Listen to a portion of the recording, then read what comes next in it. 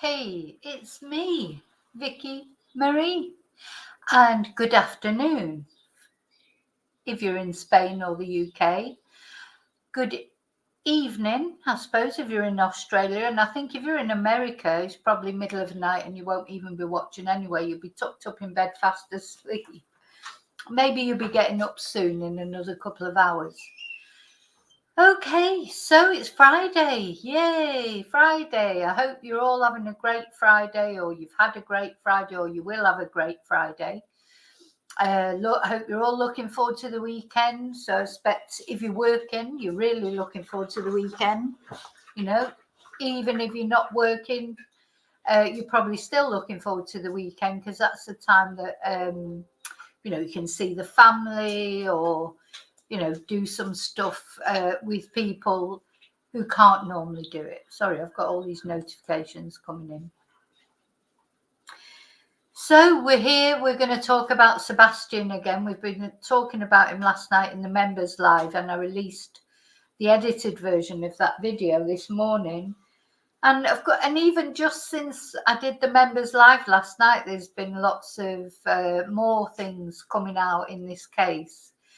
So this up in the top corner there, you will see the guy or the boy, the man. I mean, he's not a man, he's 15 years old, but he's on his way to becoming a man. You can see from that photo, like the photo of him in the check shirt, where he looks so much younger. And then the other photo where, you can see he's getting into adolescence. His face is getting longer and thinner. They change. There's such a quick change, isn't it? Between 13 and sort of 15, 16, I think there's a big change. That's when their voice normally breaks. As well for boys, which is really quite strange, isn't it? They go from this little boy's voice, to sort of, it starts to sort of crack up a little bit, and then the next minute they've got this man's voice. And I remember, my friends and family in the UK noticed that with my son, because if they spoke to him on the phone, 1 minute they were speaking to him on the phone and it was like this little boy's voice, and then the next minute was, oh hello, and it seems to happen so quick, doesn't it? And you don't see it coming. And I think if you could see it coming, you would hang on to those moments so much longer when they are just little boys, or little girls, because you don't realize how quick it goes until it's gone. And then suddenly they're on the brink of becoming a man. That's what Sebastian is. He's 15 years old. He's on the brink of becoming a man. He's not a man yet. He's in the in-between. I don't know if you've ever seen the In-Betweeners program, but my son introduced me to that. It's hilarious and it's so true. The in-betweeners, this in-between world between where you're not quite a child but you're not quite an adult, is a very difficult stage for everyone.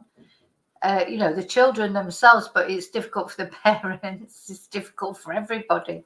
It's a very, very difficult time in general. And that's where Sebastian is. So, and with the added complication that Sebastian is high functioning autistic. So I expect there was a lot of problems going on in the household for one reason or another. We all know where it's like teenagers are difficult. The best will in the world, and it's not only always their fault. I hold my hands up. Sometimes it's our fault as well, because we still treat them like they're children, but they want to be treated differently, and it's so difficult for a parent to accept that they are growing up. And you still treat them like children, but where do you draw the line? So very difficult, all of it. Anyway, so first of all, I'm going to light the candle. And, I always light the candle, and it's for anyone who's lost, but this one is specifically for Sebastian, because whichever case I happen to be talking about, I like to light a candle for that particular person. So this is for Sebastian. Now, you know, the Sebastian case, it may result in a positive outcome. I'm still not convinced that we're not going to find Sebastian alive. I know it seems like a long time that he's been missing, and you know, where is he? But who knows? Something positive might come out. Oh, so the Chihuahua's outside barking, so Tia feels like she has to bark as well. So let me just say hello to everybody before I start. Because, well, first of all, let me tell you what we're going to talk about. We're going to talk about these lie detector tests. So supposedly there's been lie detector tests taken by by Katie Proudfoot, Sebastian's mum, now by Chris Proudfoot as well, supposedly that he's taken one. And Seth Rogers, Sebastian's biological dad, has also taken one.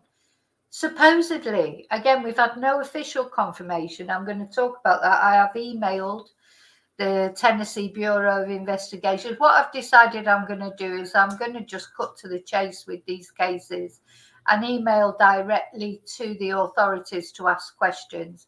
Because as much as YouTube channels, you know, they have their value, of course they do, but I don't like all the speculation, too much speculation and nothing known for sure. So anyway, I'm going to let you know about that. So we're going to talk about the lie detector test. Then we're going to look at the Tennessee Bureau of Investigation, you know, their actual website page about Sebastian and what they say about it all. Then we're going to look at this charity scam thing, the Uvalde, what's it called? So someone I'd never heard of, Uvalde something. The Uvalde Foundation for Kids, which has supposedly was concerned with the Sebastian case and now has withdrawn from it. We're going to look at that. We're going to look at what JLR, one of my favourite YouTubers, and not only mine, I think all of ours, many of us watch JLR's channel, what he's got to say about the lie detector tests. And we are waiting with bated breath for Nancy Grace, which is the channel on which supposedly Seth has taken a lie detector test. We're waiting with bated breath for the results of this lie detector test, if Nancy ever comes out with them. Okay, so those are different things that we're going to talk about. Oh, Tia, stop it. Stop. So, you know, my neighbours like to talk outside with their dogs when I'm doing a live, and that gets Tia going. But anyway. So first of all, I'm going to say hello to everybody before we start looking at all these things. Hi, Chumba. Hi, Kelly. Hi, Laurie. Hi, Bridget.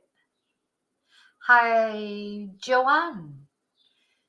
No, well, I don't know if he has I don't think I've really got a Manchester accent, to be honest. Not much of one, anyway. Not if you hear my family talking. I've got a little bit of one. Hi, DMV. Joanne, thank you. Joanne's saying I look extra beautiful. I am going out later, as it happens. I'm going out for a Chinese later on. It's Friday. Going to relax and have somebody put some food in front of me for a change. That is just what's so lovely, isn't it? When you don't have to cook, you go out and somebody just puts some food in front of you instead of you having to cook it yourself. Hi, David.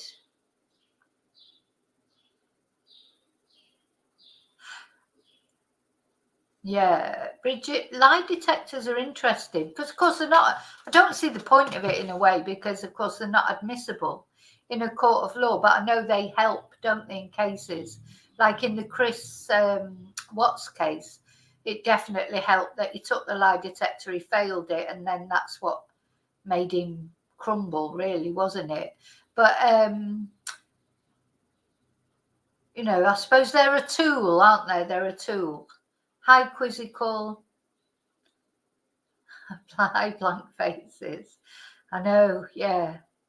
So nice Charlie's, hi Charlie. Charlie's having fish and chips because that's Friday, isn't it? Of course you are, Charlie. You always have your fish and chips on a Friday, don't you?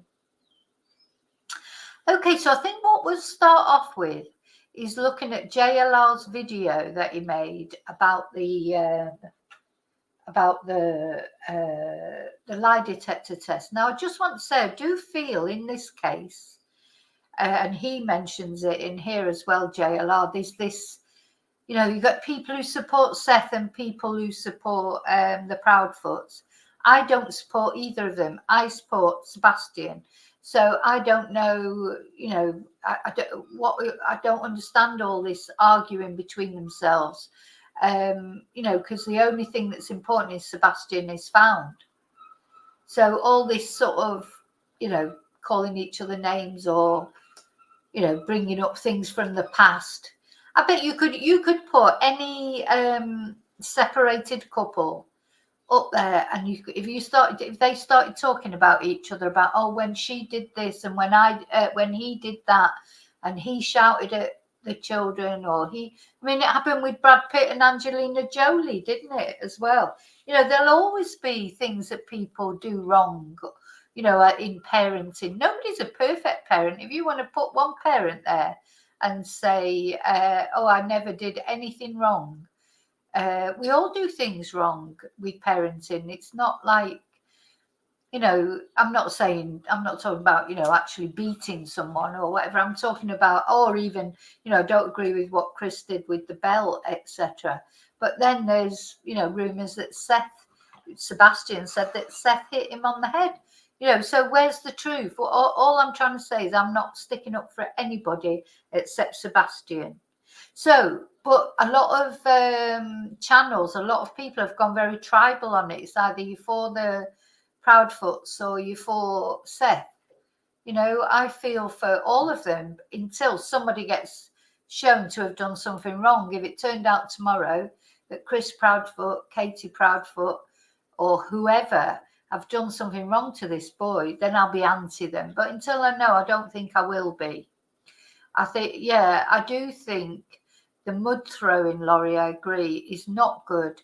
And I don't like, as I've said before, and I won't elaborate, I won't labour the point.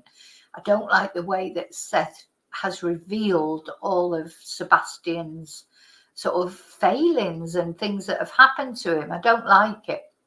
Anyway, let's have a look at JLR's video about the now, you know, JLR always seems to get a little bit more information. He's probably got a lot of people that send him information. You know, I get a lot of people send me information, but his channel, of course, is massive, isn't it? Why can't I find that? Hang on. So here we go. Let's see what JLR's got to say. Don't forget to go over and in fact, just let me like the video. I'm already subscribed to JLR, but don't forget to go over and subscribe or like his video. 15 years old, vanished. Reported missing by his mom, biological mom, Katie Proudfoot, and his stepdad. Together, they called the Sumner County Sheriffs during the early morning hours of February 26, 2024. Sebastian has still not been found. Where is he? Where is he? Now let's talk about a few things, because we are the eyes and ears of the internet. JLR likes to scour around the net and see who's saying what and who's doing what in reference to this case. And we do many other cases too. But we've been focused a lot on the Sebastian Rogers case. We're going to talk about polygraphs, because the Seth Rogers' mom shared his polygraph results, or at least in a few sentences, and we're going to talk about that. It was predicted, you know, when I put it out there, that the rumor mill was that when Seth Rogers took his... Yeah, sorry, I just want to say, so of course JLR, he has been there as well. He went there to the scene. There was a little bit of, I think there's I don't know what happened there exactly, but there was a little bit of, I don't know, what's the word, a little bit of animosity towards people that were taking live streams at the scene. But, you know, JLR, he likes to go out to these places, and he does give some really good coverage, doesn't he, where we get an idea of the scenes. So he's talking here about, let me just go back. So he's talking about, this is Seth Rogers' mum. Polygraph results. Or was released a text supposedly talking about the results of Seth's polygraph. Now, remember that Seth has taken a polygraph, apparently. Nancy Grace hasn't confirmed it yet. And in fact, I don't think Seth has confirmed it himself yet. But he apparently has taken a polygraph with Nancy Grace. So this is not an official polygraph, as respected as Nancy might be. It's not an official polygraph by the police. Apparently, he was working that night at his correctional facility where he worked. He had a cast iron alibi that he wasn't, you know, he couldn't have, you know, gone and kidnapped Sebastian. So the police have never given him a lie detector test, apparently. So Nancy Grace offered, he accepted, and he says, or his mum says, that the only reason he gave the polygraph test was to put Chris Proudfoot under pressure. In the meanwhile, Chris Proudfoot had said that he'd offered to do a polygraph test with the police, but the police said he didn't need to because he had been verified to be at work. And then Nancy Grace offered him a polygraph too, which he said yes, he would do. But then when it came to it, he wouldn't do it because he said the Tennessee Bureau of Investigation had told him not to do it. That's where we are, basically. So, you know, you pay your money, you take your choice, who you believe.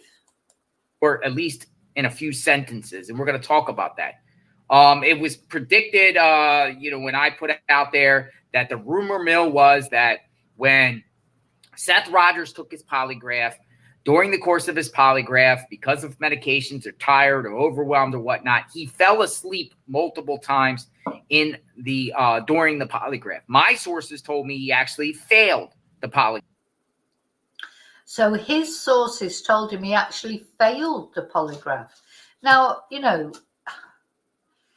he fell asleep multiple times. Now, I know Seth has been out searching and he must be tired. We've seen him being interviewed on YouTube, but he's, you know, he's never fallen asleep during a YouTube interview. Why? You know, somebody tell me this is not strange, because it is strange. I don't care what anyone says, however much you sympathize with Seth, whatever. This is odd that he would fall asleep multiple times during a polygraph. And why, you know, why didn't they the very first time he fell asleep? That polygraph should have just been ended. Oh, look, we can't do this today. We'll do it another day. I don't understand why it even would continue long enough for him to fall asleep multiple times.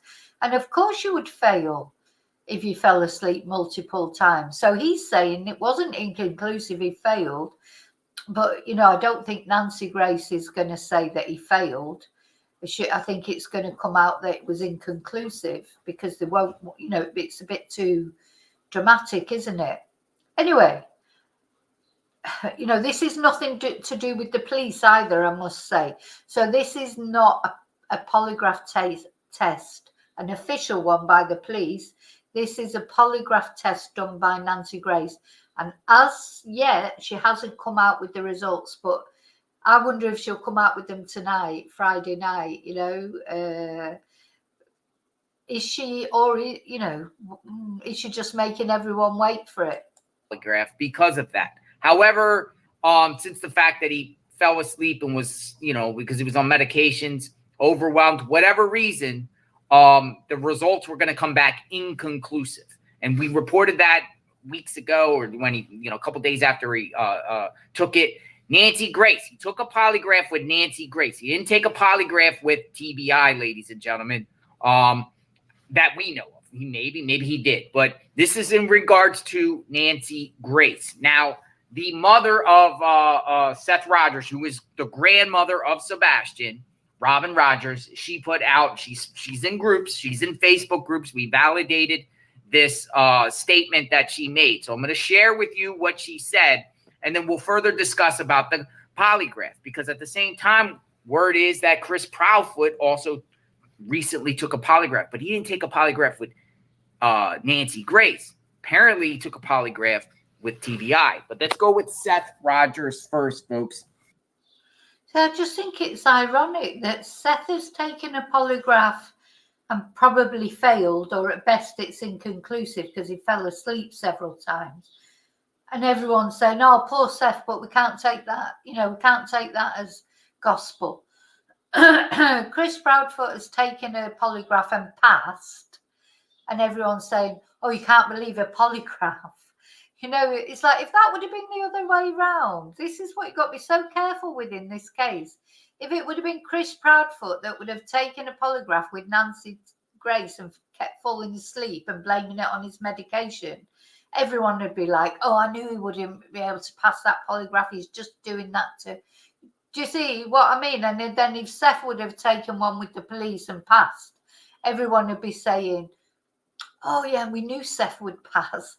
Chris Proudfoot, it doesn't matter what he does. Everyone's decided he's guilty before they even know he's guilty. And I'm not even saying he's not guilty. Maybe he is guilty. All I'm saying is I don't know. He hasn't been charged of anything. I don't know if he's done anything or not. He's passed a polygraph. That doesn't mean he's not guilty. But it certainly doesn't mean that he is guilty. In fact, it makes it look more like he is. Katie Proudfoot passed a polygraph as well. So, the court of public opinion is quite dangerous, isn't it? Because it doesn't seem to matter what the Proudfoots do. It's like Proudfoot's bad, Seth good, no matter what. And I'm not saying Seth is bad either. What I'm saying is, he won't be perfect because nobody's perfect. And if anybody's made me feel uncomfortable in interviews, it's been Seth, to be honest, rather than the Proudfoots. And, this does not mean, even if Seth failed a polygraph, doesn't mean say he did anything to Sebastian. But it may mean that he knows something more that he's not telling. There's a lot of things it might mean. We just have to keep an open mind at, all this sort of, pitchfork thing against the Proudfoots. I think it's terrible, really. So, put this out there. This is a screenshot from Robin Rogers, Sebastian's grandma, Seth's mom. And he said South, which is Seth. She meant Seth. Was so exhausted and with some medications for shoulder and neck pain that he fell asleep during his polygraph. This made it inconclusive. The only reason he took it was to put pressure on Chris Proudfoot to do a polygraph. And no, Chris Proudfoot did not do a polygraph. Well, he did do a polygraph. This is the grandma, isn't it? Seth's mum. And we watched that video. If you watch the other video, the last video that I did about Sebastian, that was on the Members Live, but I did release some of it this morning. She was talking about him in the past tense, what he was and what he loved. And she was talking about him as if he was definitely gone. So if anyone looks suspicious, I'm not saying that they have done anything. I'm just saying if anyone looks suspicious to me, it's them. But I don't think anyone's suspicious until the police actually arrest someone. We don't know. So this is coming from Robin Rogers. And I put out there, I put the tweet, Robin Rogers claims Seth Rogers' polygraph came back inconclusive. Nancy Grace coordinated the polygraph. She also claims that Chris Proudfoot never took a polygraph through Nancy Grace, and that Seth took the polygraph to put pressure on Chris to take one. Did Chris take a TBI polygraph? But really, why should Chris take a polygraph with Nancy Grace, who, as I say, although I like her and she's a reputable, she's got her career in She is a YouTuber now. That's what she is. I think that's what we have to remember. We always give more credence, to people that used to be in the police or used to do this or used to do that, but they're not doing it anymore. Some of them haven't done it for 20 years. So, they're not even au fait with police procedures these days. So why should Nancy Grace get more credence than, me or another YouTube channel? And why should, so Chris Proudfoot, he claims that when he spoke to the Tennessee Bureau of Investigation, they told him not to do the polygraph. And I can imagine that's exactly right. Of course they would say that. Imagine the police be like, no, don't go on Nancy Grace and do a polygraph. At the end of the day, that is an entertainment show. It's not a police official thing, So I do think we've got to be aware of that. Anyway, so now apparently Chris Proudfoot has done his polygraph, passed all his questions. So what do you think? He's just like a very cool character who can, trick a polygraph, or is he actually telling the truth? I wish that sometimes people might consider sometimes that maybe he is telling the truth, and maybe Katie is telling the truth. And, I predicted this, and my sources told me, and I posted, I followed up on my tweet, but this is what I tweeted on April 11th. Rumors are circulating that Seth Rogers' polygraph will come back inconclusive. This could be because Seth claims he fell asleep numerous times during it. Sebastian Rogers remains missing. Now, what does that mean? Inconclusive polygraph because he fell asleep. Should we do a do-over, folks? Should we do a do-over with this polygraph? Because, well, I would advise Seth. Well, I would have advised him not to do it in the first place. Well, not with Nancy Grace. But yeah, he definitely needs to do it again now. But he should think about doing it again with the police, not with Nancy Grace. Inconclusive has a lot of people speculating. But we've always said on this channel, and I can tell you that Hi, Chumba. Spoken to numerous co-workers of Seth Rogers. Works at the Davidson County Corrections. And I can tell you that they're all saying that he has a rock solid alibi. He was at his job before Sebastian went to bed, when Katie claims she put him to bed. He was already clocked in at his job. And he stayed at his job throughout the night. He worked the entire night shift. So I don't think there's any dispute, unless you know otherwise. And Seth said it himself, he worked, right? So, this yeah, I don't think Seth had anything to do with, Seth was working that night, but there's something with Seth.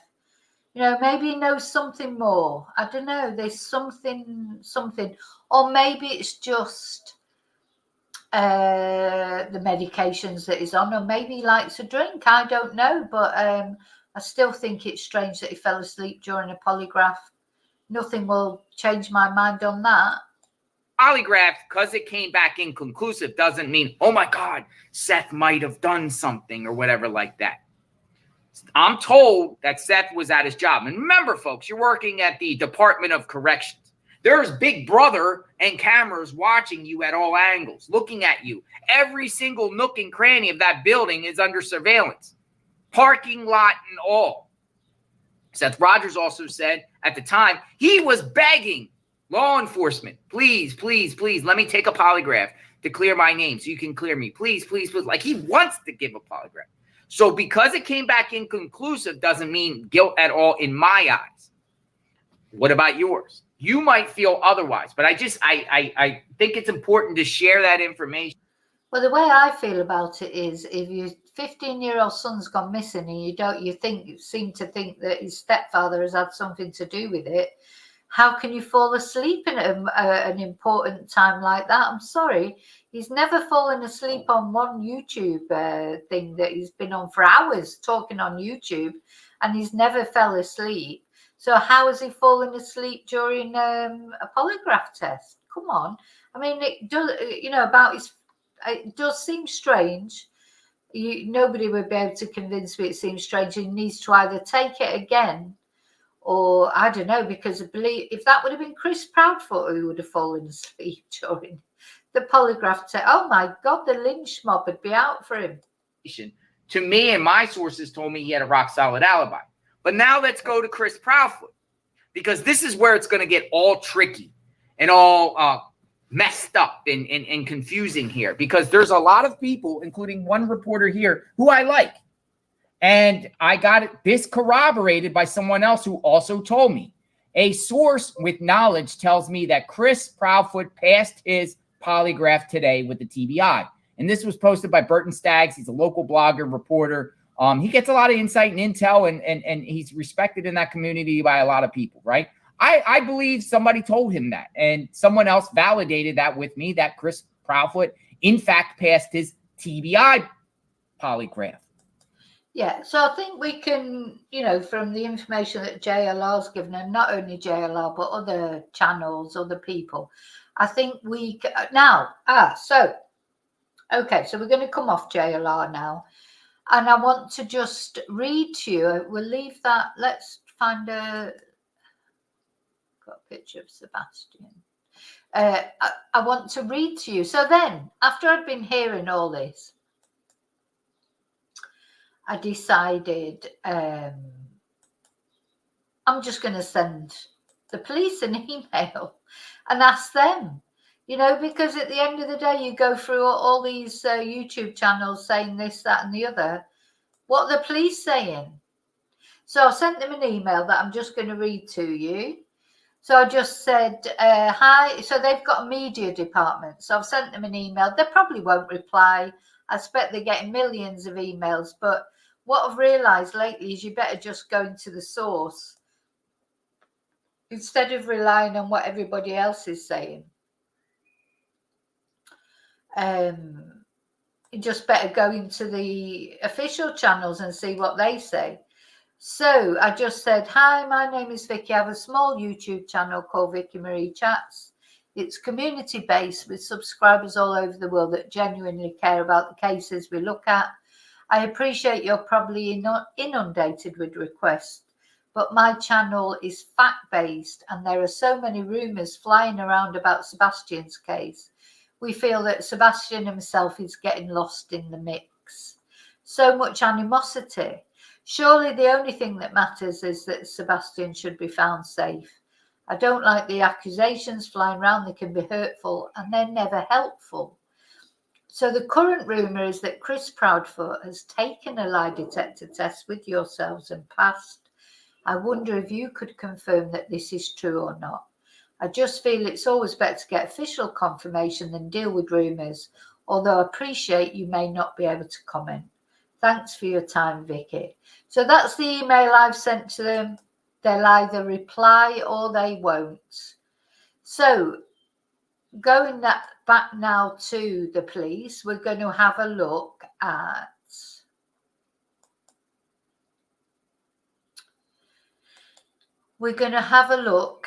the Tennessee Bureau of Investigation website and the Amber Alert. We're going to read through the Amber Alert that this is currently on their website. So this is the official news from the Tennessee Bureau of Investigation. Thank you, Chumba. That's very kind. Chumba saying my hair looks nice, so that's sweet. Thank you. Okay, so Tennessee Bureau of Investigation special agents are joining investigators with the Sumner County Sheriff's Office and law enforcement agencies from surrounding counties. Oh, so this was a little while ago when they did that last search. As far as I know, they haven't done any other searches, or certainly no searches that we've got to hear about. You remember when they searched that Long Hollow Pike area in reference to the disappearance of Sebastian Rogers. Oh, now something else that I wanted to talk about. You know how Seth has done this plea for the FBI to deal with, he's set up this, what's the word, for signatures, like for people to get the FBI to join in this. But the Texas Bureau of Investigation, it says on their website here, they are on par with the FBI.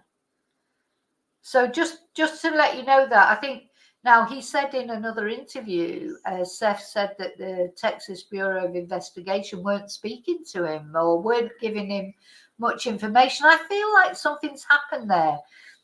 Maybe they're annoyed about him going on YouTube channels. Maybe they don't want to talk to him because he'll give that information away. They're trying to keep the lid on everything because it is an investigation, if not even a criminal investigation. So as always, the police can't say anything. They just have to stay stum and just carry on with whatever they're doing. So while there has not been any additional information to indicate where Sebastian may or may have been, trained search teams will again execute a ground search in the wooded and open areas around Sebastian's home and neighbourhood. Now, bear in mind, this search has been done and they did not find anything. Additionally, this is interesting, we have been made aware that an altered version of the official Tennessee Bureau of Investigation Amber Alert poster has been made and is being circulated throughout social media, which indicates that this new poster has been verified. So basically what they're saying is it has not been verified. There's something weird going on here. I don't care what anyone says. So the official Tennessee Bureau of Investigation Amber Alert poster has been altered and circulated around social media. So what they're at pains to say is this is not the official one.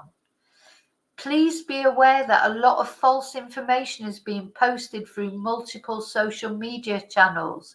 The poster our agency has developed and using is this below.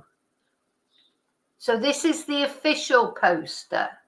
Now I'm wondering if this is the one that they're referring to is the one that Seth, the one that's been distributed through Staples. As Seth said, the poster can be downloaded and printed at any Staples outlet, but it wasn't to do with the police.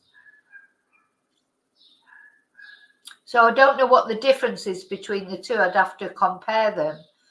Which I'll do another time. But so special agents and intelligence analysts continue to go over and review information that has been collected since the search for Sebastian began. They also continue to follow up on tips and leads as they come in. To date, more than 240 tips have been provided through the government email and the TBI fine tip line. We still encourage residents who live within the search area to check their properties, their outbuildings, under decks, inside boats or cars, anywhere a teen may be able to hide. If residents have property that has terrain that may include ledges, holes, or unstable footing and don't feel comfortable assessing it themselves, we can have someone with law enforcement do that for them. Now, Katie is quite often saying this about remember to check your property. I think he did run away. I honestly do. I don't think this is just my feelings and I could be proved wrong, of course. I don't think the Proudfoots did have anything to do with it. There may have been an argument and that may have been the reason he ran away. But I think he's ran away and something else has happened. And, when this all comes out, it may be that it's something completely we never thought about. So much of the work being done to track down information about Sebastian, where Sebastian may have gone, is not something you will necessarily see in the public. But we want you to know that every day work is being done to find Sebastian. So, just because you don't hear anything doesn't mean nothing's going on. Any information you may have about Sebastian, what he likes to do, where he likes to go, people he may know, if it can help us find him, please let us know. Okay, so we continue to work with the Sumner County Sheriff's Office and the FBI. See, they're saying they are working with the FBI. So why has Seth done this petition for the FBI to get involved? It seems like they already are involved, to both proactively pursue information that may be relevant to the search. Hi, Annie. And to pursue any tips or pieces of information that come in. We have not forgotten about Sebastian. Much of the work currently being done to bring Sebastian home may not necessarily be public or visible, but agents, detectives, and intelligence analysts continue to work around the clock to review every bit of information available. Sebastian's family has remained cooperative since the search began and have done whatever law enforcement have asked of them. At this stage in the investigation, there are few clues to indicate what happened to Sebastian or where he may be. There is not proof at this time that there is any criminal element involved in his disappearance, but also there is not any proof that there is not criminal element involved. So agents and investigators are reviewing any possibility at all that may indicate where Sebastian is. In order to preserve the integrity of the investigation, we cannot discuss many of the specifics surrounding the case, but we know how many people care about Sebastian and what has been done and is still being done to bring him home. We want to also caution the public about putting too much stock into information being presented in various media forms that is inaccurate or incomplete and could be damaging to the investigation. This is exactly how I feel. It's too much. We ask the public to help us by refraining from sharing speculation posted by or discussed by non-official sources and reporting only credible tips or information, and then there's the number. Information that has been released by the TBI and or Sumner County Sheriff's Office throughout the investigation, including a list of frequently asked questions, can be reviewed below. This is really interesting. Question: what areas have been searched? Within the first several days of the search, more than 2,000 miles were searched on foot. Many of these areas were initially searched and searched again. Law enforcement officers have searched the neighborhood, surrounding neighborhoods, schools, and many other areas of the county by foot. Bloodhounds and handlers have searched the same areas. There have been aerial searches with helicopter, drones, a fixed wing plane.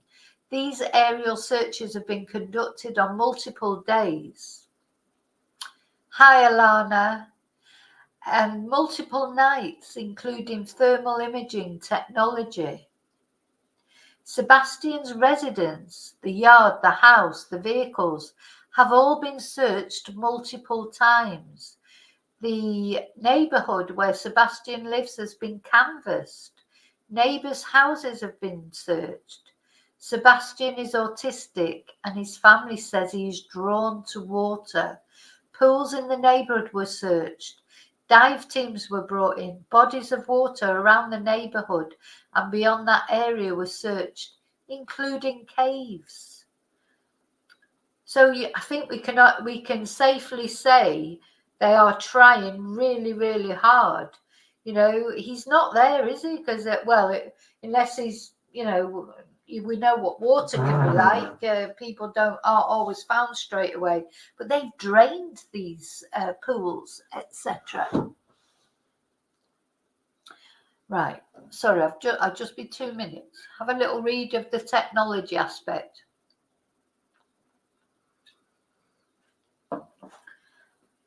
I've just got to go and do something.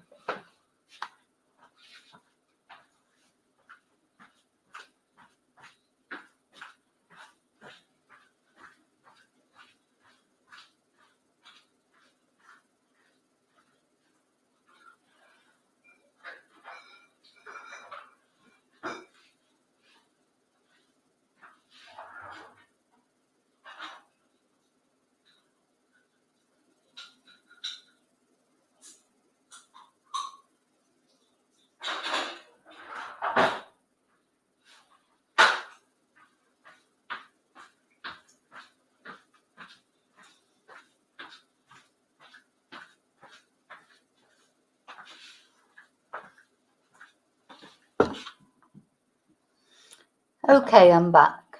So, what about the question? What about the technology aspect? Have you collected security video from area homes and businesses? Have cell phones been checked? Answer: many neighbours and businesses have provided video from home and business surveillance systems. We are grateful for that cooperation. The video has been collected, and from the beginning of the investigation has been analysed and enhanced where possible by tech experts with the TBI, FBI and Secret Service. To date, nothing gathered from these video systems has been determined to be significant. We do caution that some surveillance video being shared in the public may have been misinterpreted or misidentified or not shown in its entirety. They're talking about those things that people thought might have been flashlights, aren't they? It has been determined that it does not hold any evidentiary significance to the investigation. Numerous search warrants have been executed. Cell phone data has been analysed, and any other available digital evidence has been collected, has been searched and documented. Information was collected from Sebastian's gaming system and has been analysed. With help from the FBI, vehicles that were placed in the area or around the time of Sebastian's disappearance have been accounted for. These videos and all the electronic evidence that has already been reviewed is often also being reinvestigated. They feel like he's either hiding somewhere or he's not in that area, isn't it? Question: what's going on now in the investigation and what's next? The search for Sebastian has not stopped. Every day, tips and leads are investigated. Evidence that has been reviewed once already is being gone over again. We continue to ask residents in the area of the search to keep an eye on your property. They feel he's hiding somewhere, I think. I've still got this bad feeling about the rubbish tip. Did he hide in a bin or, what did he do? Where is he gone? Where has he gone?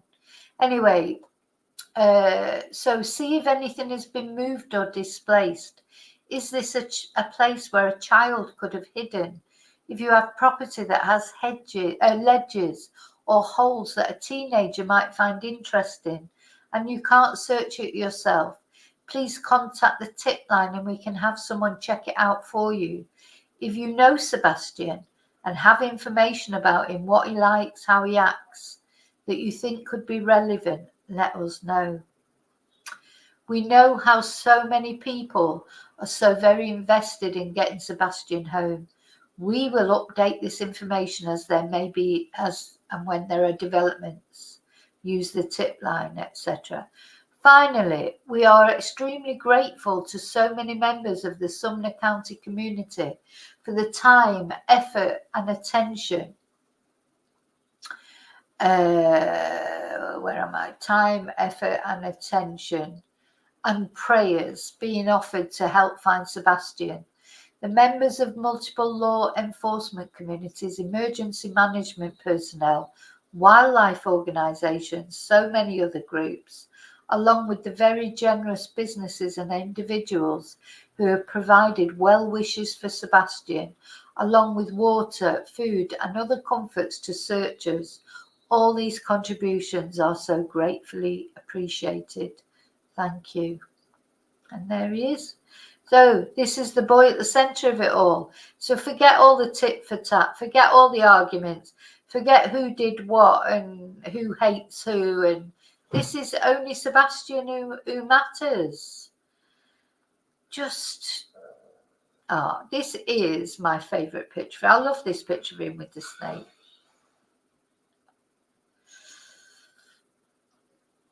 So yeah, that's what the police have got to say. And I think, we have to listen to the police. No matter what anyone says. We do. There's something funny going on with this whole thing. This the family dynamics are weird, I think, and all this about the, falling asleep during a polygraph test is weird, I think. But anyway, everyone will have their view as always. So one other thing that I just wanted to go through with you, I'm sure we all feel the same about this this case, because here's another thing now, because also there's been a lot of arguments, haven't there, about the searchers, and like there's been the thing about the Cajun rescue and who the other ones, there's another group, and all the different social media people going and live streaming the searches, and it's just been one thing after another. And then something else that's come out of it is this charity. So the Uvalde Foundation for Kids, they were involved with it, but they've now distanced themselves from the Sebastian Rogers case. So let's read this. The Uvalde Foundation for Kids recently announced via various social networking sites, it keeps going. I might have to. I have. What's the word? I've screenshot this announcement because the website keeps crashing. Yeah, look, it just keeps crashing. Actually, I'm going to go on to the things that I've saved.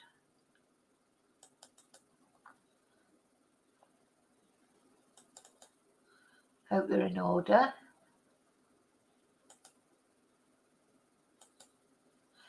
Yeah, I'll go on to the screenshots because for some reason their website keeps crashing.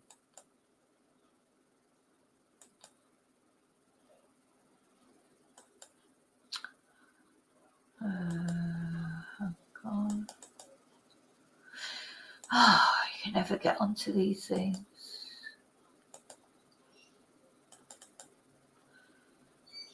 Okay, I think this should come on now. Let me just check.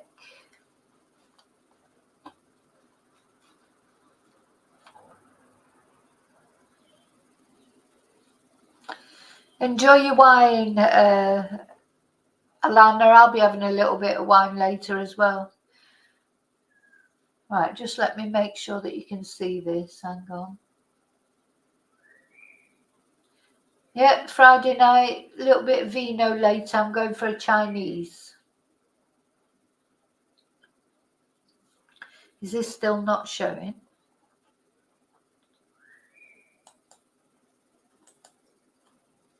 Oh, why is it not coming up?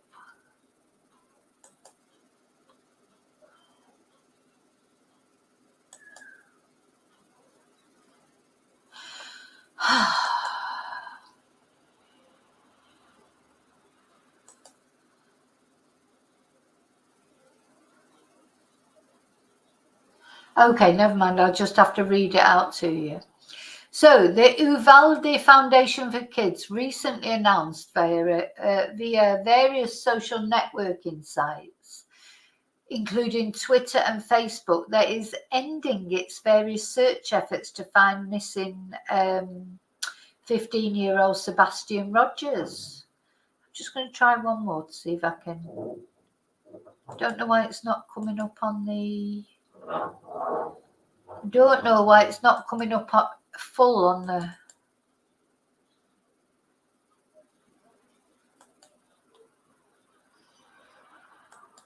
It won't come up in its full form. Anyway, since that announcement, as this morning, several of our posts to this effect were removed by our media team due to inappropriate messages being tagged to those postings. We felt it necessary to clarify that the foundation is in fact ending its search efforts. I personally, as the founder of the foundation, felt it was time, albeit briefly, to address this and a few other related items more formally. So what's happened? Why has this Foundation for Kids decided that it's not going to be searching for Sebastian anymore? Many of us, we have ceased our efforts for Sebastian. Oh, hang on, just let me try one more time, see if I can share them. Let me just try again.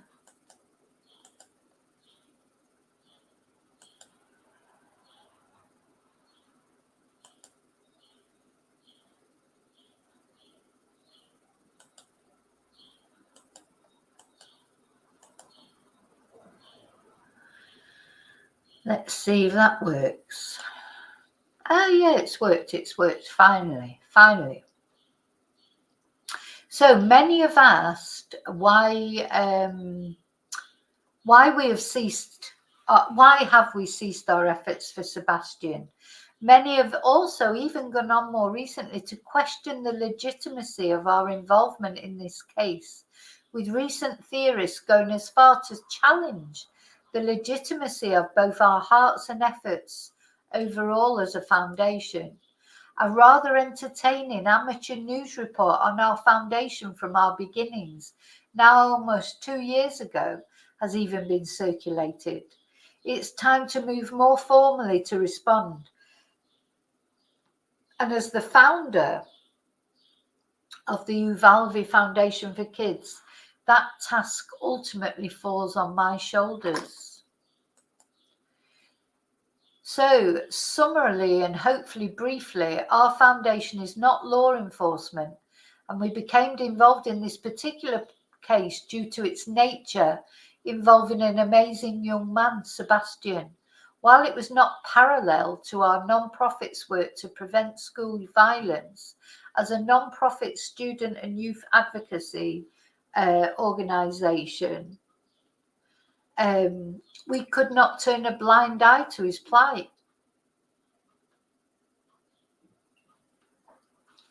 Too many organisations and individuals do just that. We avoid getting involved because it's not our business, or we feel we're underqualified or too young or worried what others will think. Whatever the reasonings, they are unacceptable.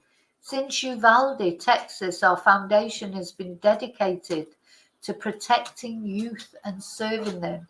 In this case, it didn't matter to us that it was not school violence related case.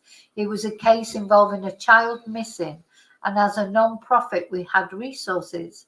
As individuals, we are mothers and fathers and family members beyond anything else.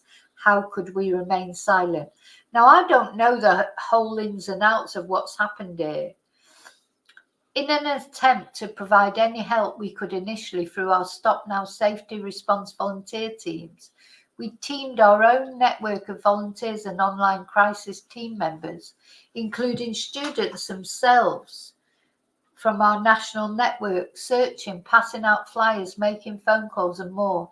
As this progressed from Tennessee to Mississippi to Alaska, we became increasingly convinced of the culpability of certain members of Sebastian's family in his disappearance.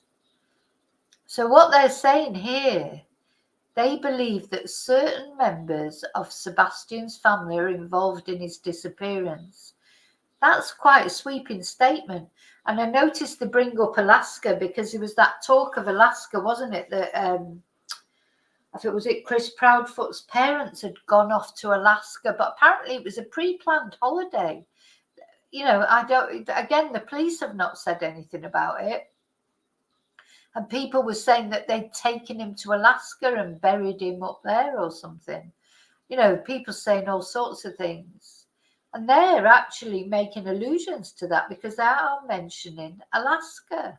So they're saying basically here that they think Sebastian's family are involved. So just as holding parents accountable when their child enters a school and kills students is appropriate, the foundation asserts that holding family members publicly accountable when their child is endangered or harmed in any way due to their potential negligence or worse is also most appropriate. Now, as the case has gravitated towards a criminal investigation, which we will not comment on, I think you've made enough comments, to be honest, coupled with our now limited resources, our foundation initially elected to scale down our efforts and ultimately cease them. As alluded to above, some have challenged the foundation's purpose here. I addressed that in the aforementioned. Some have stated we are seeking monetary gain from the hype of the circumstance. We have heard this rhetoric before. Since our inception, following the Uvalde, Texas mass shooting, there have been those who would challenge us, saying in part that the foundation was established to monetarily benefit from the events of tragedies, such as what occurred that fateful day in May 2022. The foundation has not received one monetary donation since becoming involved with the efforts for Sebastian, and since our inception, no one within the foundation, myself nor any of our team, have ever received a paycheck or compensation for any of our work with the foundation overall. Since our inception, our foundation has received on average, I can't see the top of that. Anyway, we have heard this rhetoric now.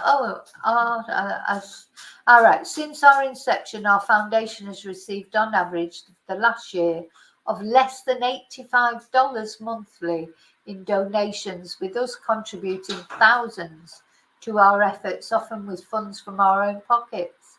In fact, several hours from now, I will head to my full-time job as a restaurant server to help the foundation make ends meet, along with my own personal family. I've personally been silent on this, but could be so no more. So there's all this scandal about this charity as well that's supposed to have, well, I don't know what the accusations are. Are people saying they're making money? Was this who Seth Rogers' mum was referring to when she did that interview and said, you know, if you're out here trying to help, you're welcome, but if you're out here trying to make money, forget it. Maybe she meant them.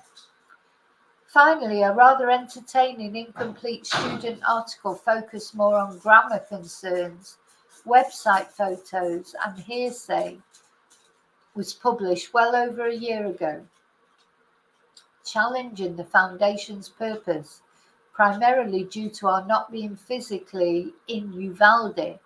Do we need to be to help? That single article has further been used to discredit our overall work. We are aware of its contents, and quite frankly, we do not care to waste further time addressing the piece itself. That's why we've ignored its existence in the past. When weighed over another 65 media pieces nationally written about the foundation, the East Lansing piece is irrelevant, particularly in light of our proven efforts nationally. All of the above noted, I believe that is enough said for now. We continue on. Surely we will meet some of you along the way and wish you peace. So this is just one of those cases, isn't it? It just keeps on going. It just keeps on going. There's mystery after mystery, accusation after accusation. Nobody seems to be able to agree about anything. It's awful. And then at the centre of it all is this young man who's disappeared. You know, and anything could have happened to Sebastian. We just don't know, do we? We don't know what happened to him. I think we should not be casting stones at either Chris and Katie or at Seth. You know, I think we have to have a balance that something has happened to Sebastian. 15-year-old boy does not evaporate. You know, he hasn't, as I say, he's not been beamed up onto a spaceship. Something has happened to him. And somebody knows what's happened to him. Unless he has hidden somewhere and he's hiding himself, which I think is unlikely now after all this time. He, somebody knows what's happened to Sebastian, and maybe he's safe and well somewhere, like Shannon Matthews was safe and well somewhere. But maybe somebody's holding him for whatever reason. Maybe there's a money objective to it all. But it's certainly a mystery. So we'll wait with bated breath to see what if Nancy Grace ever comes out with this, ever comes up with this polygraph that supposedly Seth has taken, where he's fallen asleep not just once but multiple times. It's very strange. Very, very, very strange. So now, as I say, I'm going out something to eat later, but this is for Sebastian and anybody else who needs it, really, who needs a candle lighting for them. I may be back later tonight. We'll see if anything, anything interesting comes up. As you know, as soon as I hear anything, I will be on as soon as I can to talk to you about it. But in the meantime, oh yeah, thanks for the candles.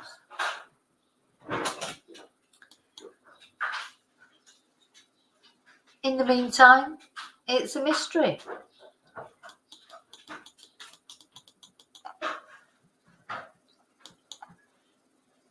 Just hope he's safe. Okay, so remember to live and love wisely, carefully. Enjoy yourself this weekend, whatever it is you're doing. Thank you to, I'll tell you what I haven't done is said thank you to people. You just put my little ticker on. So yeah, thank you for watching, liking. Remember to leave your fingerprint on the like button. Thank you to those of you that are members. We had a good members live again last night. So the members lives are always fun, aren't they, on a Thursday? Of course, we've got our members emojis to use. And I'll see you really soon. Oh, and also I just want to thank anyone who's, people have bought me Ko-Fi's, sent PayPal's, people very generous. Thank you so much.